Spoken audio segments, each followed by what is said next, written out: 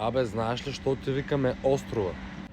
Предполагам, защото съм екзотичен и желана дестинация. Не, защото между нас винаги има пропаст. Индустриална. ВМЗ-то ли визираш? То нещо друго има ли в Сопот? Добре, аре, има и един светофар. Няма, прав си. Все пак средната брутна заплата е 1700, при вас е 1400 и отделно сега ще модернизират завода допълнително. При тая вълна на модернизация ще сложат ли врати между помещенията и седящи тоалетни? Защото при предния иновационен проект явно не са успели. Първо, това е много ниска летва хумор. Второ, едва ли си го прочел някъде, защото при вас една трета от хората са с основно или по-ниско образование. Това е просто, защото половината ни население живее в селата, не в самия град. Иначе Карлово преди е било дом на революционери, сега е основно дом на хора като Неди от Ергена, къде го изгониха на първи епизод.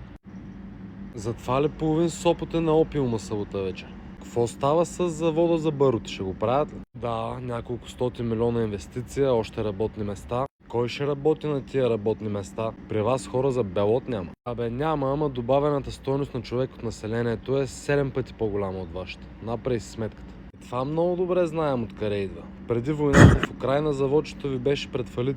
Военни гамени.